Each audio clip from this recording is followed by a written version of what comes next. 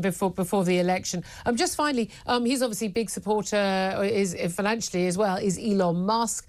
Owner of SpaceX and X, as we all still know as Twitter. He gave huge amounts of money.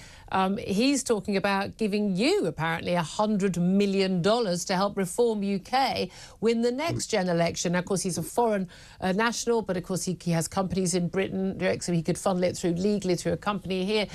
First, would you welcome his money? And second, would that be enough to help you win the next election? I don't know anything about this story at all. Nothing whatsoever. It's a Sunday Times story. Somebody has said something to someone. I've had no indication of this whatsoever. Would you take the money if it was offered?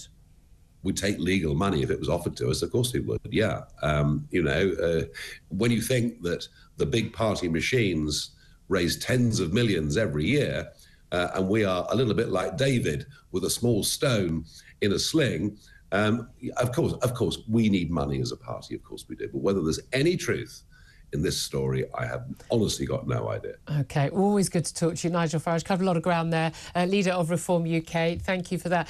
Sam Armstrong, you had a little bit of a dig at the Tories. Now, you actually were helping on Robert Jenrick's campaign. He said he was just a tribute act, but he thinks Kemi Badenoch is just a continuity candidate. Well, look, I think the Tory party have a serious job to do in bringing home 20% of voters who have gone over to Reform. I don't think it's all necessarily straight from the Tories over, but broadly speaking, there are now 45% of the British electorate that are sitting between either the Conservative Party or the Reform Party. If that split continues, in fact, if the Reform vote is over 10% at the time of the next election, Kemi Badenoch will not be forming the next government of this country. So, hence her speaking about things like migration in her big speech last week.